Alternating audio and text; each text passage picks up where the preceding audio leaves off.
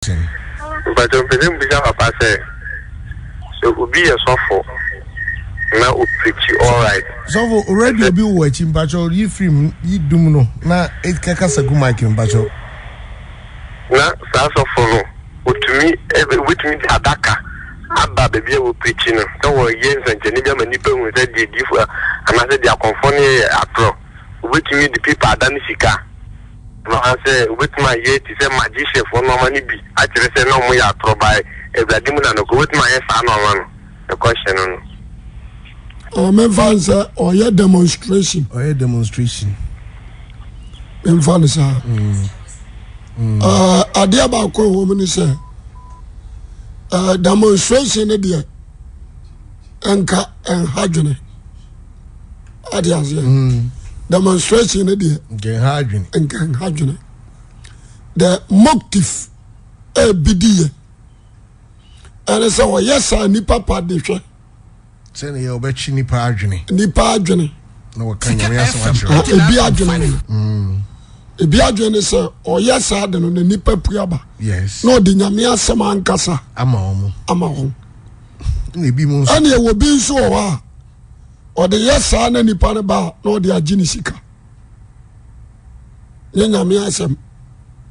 Akwati say wo me to nuro no. Otime ko fa adwe.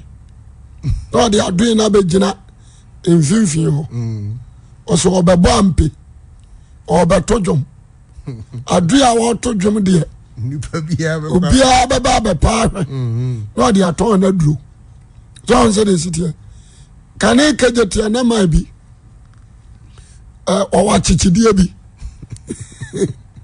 no fra no gra oba gra o ya no di nsuo such as ni bi no de ato se achechede no aba numu nsuo no ati ase obepeja nsuo na akosoro na wanom te se de nipa de akiri hwewiem enum nsuo enti otimi ya obagra nsuo bagra mo hu ane sa achechede na yi ni nan bonsa manfo opuba o ya achechede na anum nsuo ni bida oh no de aton na duru enti ya won 2 weeks. Yes. Ya womo a yes demonstration no. Na ade ba kono say boys no omusuesu efra manfo. Odi ase. Okodina chikakra no akwan faso yi sika free jot. Kwa faso yese no me dey yes ade no. Oh okay. So dey ba ya o ya osem dey bo crowd. Crowd ne ba ya no dey agigi ni sika. The tipa. Moktifa be bredi ye. No.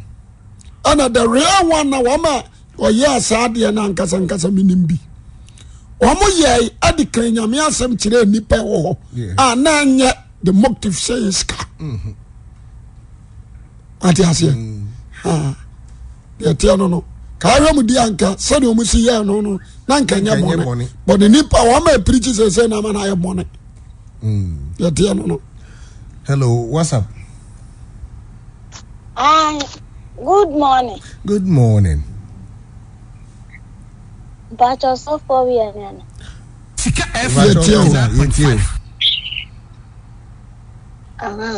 But I some bit of margins and Tim Passa me beside ya answer your time ninti. But I some na me kon won. Omo yusu I in futuro I laughing to be na yeton. In futuro no so yeton bi. And also I can some na every yakopon na. Enya sorry. Jai kro. Jai kro kra. Ana de di kan en futuro no ade nkwaje ebere nipa. En futuro no enfa nkwaje emere nipa. Ena nsuo ne oil. Enfa nkwaje emere nipa. Inti jai kro ya kwa sori se ko so kristo hunim dia. Yes. Ni ade asoswe da nkwa kwan abaye kra ye nkodi dwa waso dem jai kro wo be kom kra na ye awoyofo ni bia. Hello mbaje bro say how can say free Sika FM 89.5. Hello mbaje also there Abato hani o mijina so. Yetio. Abato mo radio na. Oh, yetio. Your friend said now can free. Okay, me pacho nye Oh, okay. Sorry.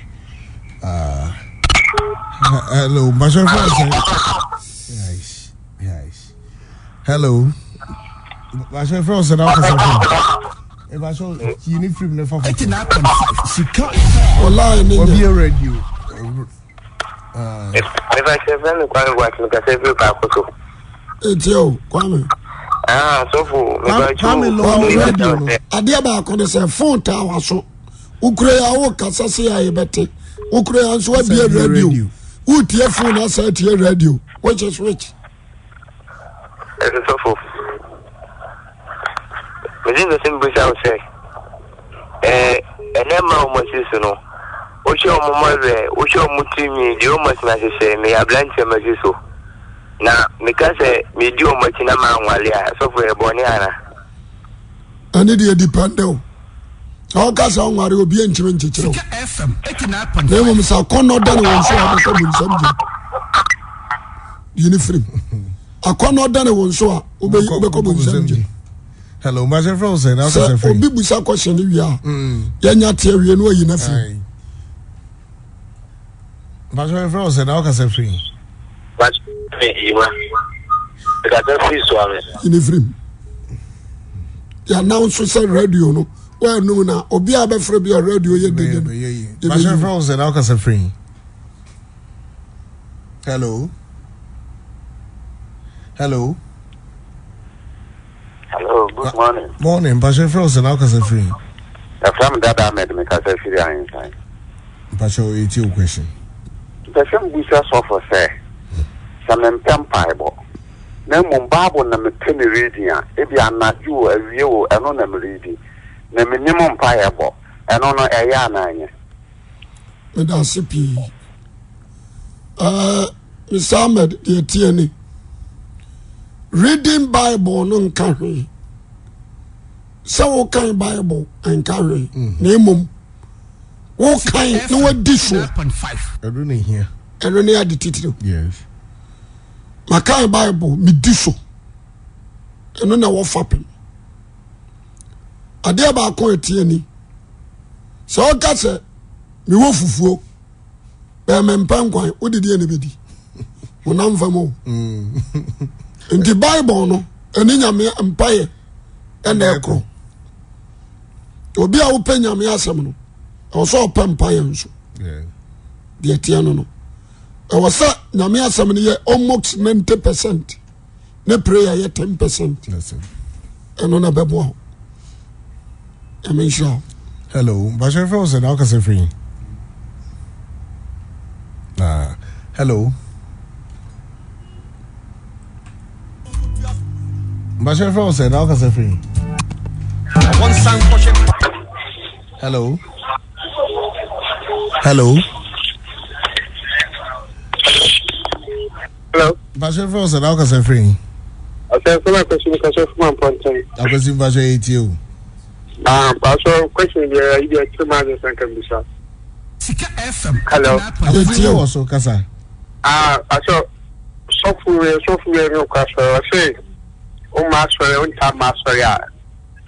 And no, yeah, always see me. And I know, like I say, I saw when the book or master in my home contact, I mean, he said, Tim would not catching a couple, so I reject you. I mean, I reject you. I want to make you say.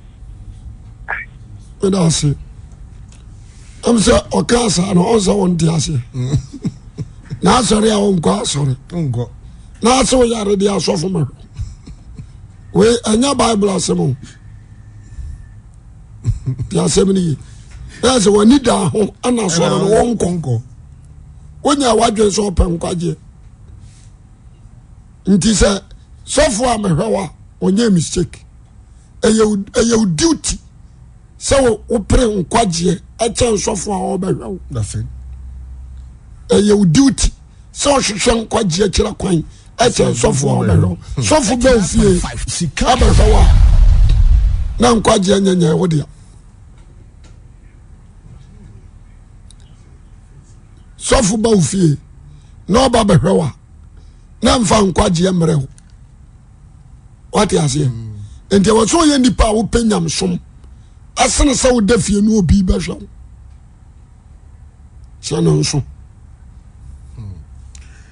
hello what's up asunyenka Asunyenka so what's your friends now kasa free good morning I'm the friend me Akwasi kasa free kata etio Epacho so for the research them out in kakra ne say I say wakotu say ye obu obi ana say bia ya obu obi kwano mabona ne ye kuno the as a mementi as kakra na say the next madwene say esu kulipa na wa de ne bane aso enti mbese me won say eye no kra na say enye no kra ade a ye ntwere the bible mu ma kono ni biblical proof enye no kra nipa na yoku na wawu no so ye de bon ye nia okọ nsam jim ana de onu be ku no so abaye bone anya so aje obone aso onye obone so wa ye bone yes won so awu bone de tia no no and me dazi yo hello mbashe froze na kasa free hello mbashe froze na kasa free hello oh ojira so ye tu nka kasa hello the question is who can Amos 9:11 now what the decision as we are saying the better must be a child was not 15 na me say me because the decision no energy na ye Christ na konya na hinie Solomon time na hinie ni tofam Solomon time ana hinie ni tofam ati ase ana Kristo time osa peja hinie ni bio na ye nkomse e twa se ba the Bible so the naja hinwa naja David hinwa be man yes afre ni David ba na ye nkomse Good morning. Good morning. Pastor, something I say. Something question, Pastor, it's you. Pastor, my question no. 2 Timothy chapter 3, no verse 16, no. No English Bible say all scriptures is blessed out by God and profitable for teaching, for reproof, for correction, and for training in righteousness. Usaba, Metacho, 1 Corinthians chapter 7, verse 10, no. Okay, to the married, I give this charge, into brackets, not I, but the Lord. For Mekazano, Ojampuko verse 12 now, say to the rest, I say, I, not the Lord. The question is, now, okay, we verse 12 now, say, on no way, and yet, Pinyame, at verse 10, no, or say, Pinyame, Masoko Kai, 2 Timothy now, or say, when so, Christian, Yaminajima, and this them in there. Oh, Medasi. Yeah, Medasi. 2 Timothy chapter 3, verse 14. Okay. 16 was a training free on Yankopo. Yes. The Yaman Tratre, Atratre, a 10 year Tratre, Netre Nimu Yang. Anna, Corinthians, and so say. I know of my Corinthians 7. 10:7. 10:7. I mean, 10:7. Okay, be so 7:12. Okay, be 7:12. 10:7 and 7:12.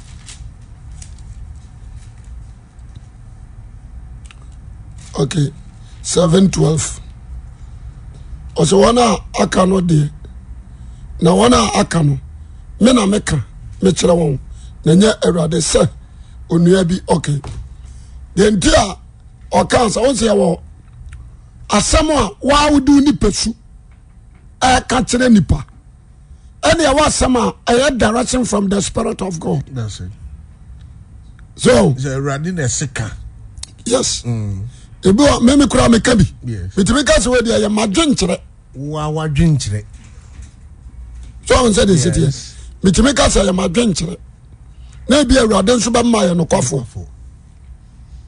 Because adwuma na aye no, enye God Spirit nko na aye. That's it. God Spirit add flesh. Won konkron. Yes. Ani nipa no. Yes. Ana aye. Nti na Yesu say mon twan kosi sa jana bo hye no baba mo so. Say won konkron nya ba mo so a mo benya hoden na mo aye madansefo. That's it. Won konkron no nko aye adwuma no a enye ye. Ana nipa dua no nso nko aye adwuma no a enye ye. Enti nyam dwuma mo no won konkron wo mu 70%. Ana nipa dua wo mu 30%. Okay. What you say? Yes. Enti question bi timi be se kire wadwen. Kire wadwen. Adenti ne se kire wadwen. Nyan kasa won konkron kire wadwen. So say this is nipa sunu be kasa. Enti ye won nipa su kasa. Ye wade be won ma asipan. Yes. And the person timi ko yidi be reference. And ye won konkron so dia o kire mu. Eno so ho. Nti support kasa twere nyina afiri Nyankopɔn humi mu a no kore atwere nyina afiri Nyankopɔn humi mu wankasa hunhum mo o se onyame humi mu atwere ni nyina no kore nso asekyera ne se ansa no nipa kora ba yo krate asefo no ejina nyame humi mu. That's it. Genesis. Nti nipa adwene ne nim die no afiri nyame humi mu de tie no. Okay. Hello, Bashe Frozen, how can I free? Bashe from Slam, Catherine Takwa Macro. Takwa Macro, Bashe hit you. Bashe, my question is Genesis chapter 6. Genesis. And my young people will say, Ni pay one or Catherine home entering to Munkusida. I'm listening. That time now, I'm going to meet one and a banning chain, a bunny punch, and you'll be doing another material. Sasam with my chim. Into a saba na sa komachi. Yes. Machiremu aneda. Hello. Hello. Hello, Bacho also kasa. Bacho, impeke fufrona. Hello, also. Hello. Bacho Frozen. Good morning. Good morning. Jefferson Kennedy, Mr. Sefri. Insani. Bacho iti. The Russian person bisa so for say adwene any akoma. The any between the people say Adwene any wa any akoma. Ne nyina no between the people ko say the ehu ya niwa. Yes. The ehu niwa. Niwa. Mpanimfo se wani ehu na enya tan. Na sama na mani so na kwa so mu. De wani hunu. Ana odwene ho. Aniwa a wotiri mu no. Ehu na de mo. E chen de wo physical say. Ndi aniwa ana twetwe ha oba. Ni nyina be timi de wa ko seyim. But de ehu ya niwa. Biribi asem ya obusa na ama me koyi asem ya ba me ne ni friend bi sia na me ka say oh erade se me hu ni friend sia na me ra ho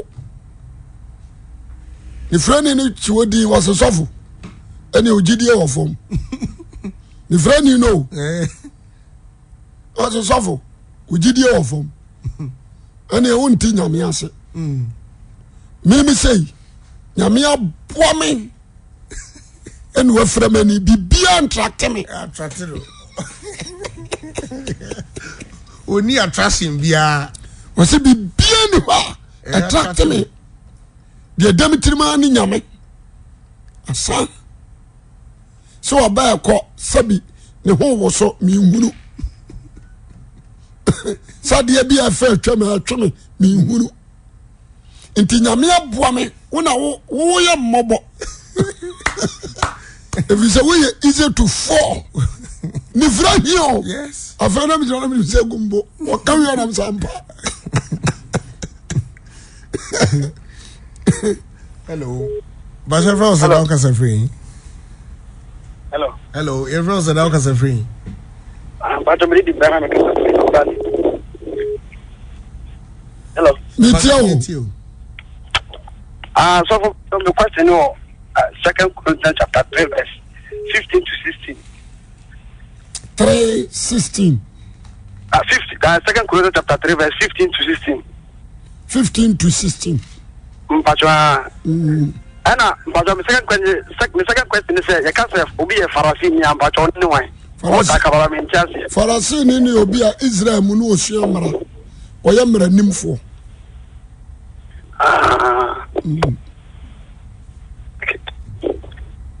15 to 16.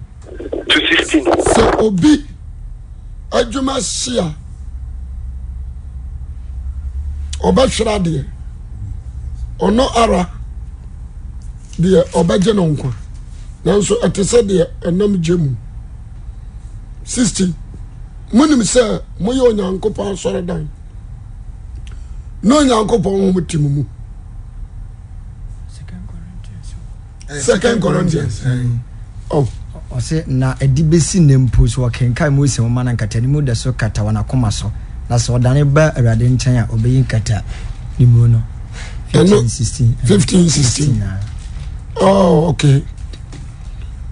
The entire car say no atra say enkwaji anyina mo se mra so obaso atra say Yesu Kristo nkuto ana so bi gini dia obenya nkwaji enkwaji enyina Mose mraso ne Mose na mu kura no se nya Jesus na bakwa samado akoka sempa ama Mose hu na je anji adia obayira se mra no mu no odifo enti enkatani mu no akwati se vein emra Moses akwaje mra nsam na ba na Israel fo ntimi hwe nanim to the vein katana nim ansa na Israel fo ntimi na kasa ano o se so be da so kenkan Mose mra no e free Exodus ebesi Deuteronomy so be de ne hoto so se odiswa what is Mose enkatani mu no da so katana koma so enkatani mu no da so katana koma so se nipa na pankwaje agi so ba Kristo mu na Yesu Kristo yi afiri hwama no enti so be ka tro so be di mra so agya no na nkwaje awachiri evisa mra na anka se untimi ndi so ana mra no enye tan edo so pa de ya twira na tan so ade ase de ya twira na ya tan de aka buru be 600 de tie no no ne nyina nso no nyame na Moses so na de ba Yes. tieni ye. Hello, what's up? Yeah, hello. But your friends are now free. Pacho, you're from the boy, me free Virginia. What's your question? Pacho, yeah, my question, you know, if we Hebrew 4:1, it do me, you know, you 14. Bible me says also say, oh, Alabama will be irradiated. And so your friend say John 16 who read verses in parchment verses show me a kafra who read verses 4 no kwa kusi be na hona 4 hona kasa Yesu ka say o say na o ha say 15 no kasa ono ni you know vine no na say yen pie ni mu a yen tini en produce fruit yen tini so aba nti 4 no say wo do ani hwe 4 hona pa na o kasa o say remain in me and I remain in you. For a branch cannot produce fruit if it is severed from the vine, and you cannot be fruitful unless you remain in me. Indeed, now my question is from me compare with Hebrews 12 and John 15. But I say, obia only Christo mu ana obi onyi Kristo ni se ne kra ne na agye nkwa no wetimi di ne nsasi ne waka se me bo konkora brabo so to me question as here say obi a onni Kristo mu an onni Kristo ni ye no wetimi aka se me bo konkora brabo me da se obi eni ho wanyi Yesu Kristo ni obetimi about tre na ebra konkoro no ana Christ yes Christ abatena mu a ana na brabo bi da di wo mu ana won so tena Christ mu a ana brabo bi da di wo mu ana da akwai this message ana me ma no won say me kan bibi say iron rods edaha obi atimi fa edi agoro be say ye soja na iron rods na ade ne ho wogya no mu a ejani tumi ni bewura iron rods no mu enti iron rods no be danija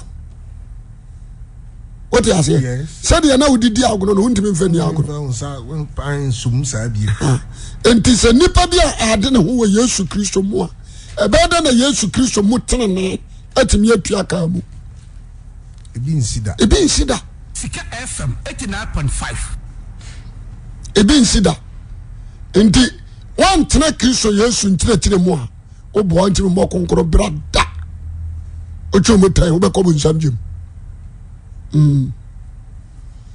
okay, no that's it. Yenye na